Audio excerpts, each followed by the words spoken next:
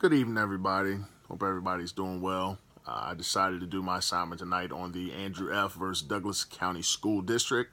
Um, the case centered on a child with autism and ADD, attention deficit disorder.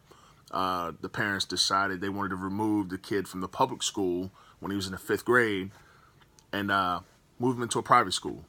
The parents argued and felt as though the kid's IEP, his individualized education plan that was provided to him in public school, was inadequate.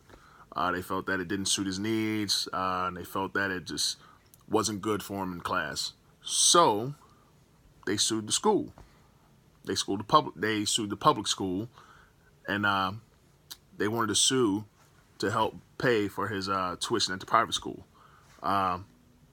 Surprisingly, the Supreme Court today sided with the family, overturning a lower court ruling in the school district's favor.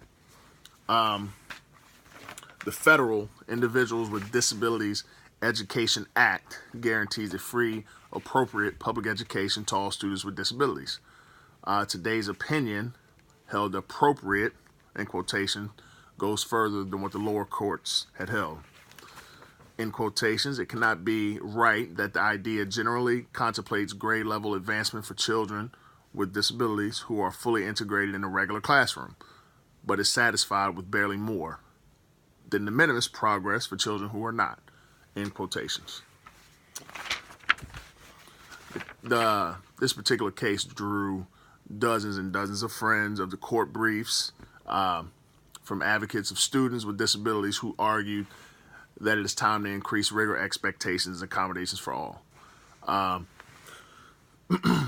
In quotations, a standard more meaningful than just above trivial is the norm today, wrote the National Association of State Directors for Special Ed. This ruling seems likely to increase pressure from families and advocates in that direction. This particularly stuck out to me because I am constantly working on IEPs. Again, I teach the ED program at Liberty Middle School, so I have about 18 to 19 kids on my caseload. And again, each kid of mine is different. They all learn differently. They all react differently to different situations. So it's necessary that, in their IEPs, they need to be detailed enough and different enough so that you're able to apply the needs of each kid in different ways. And if that's not happening, then things like this can happen.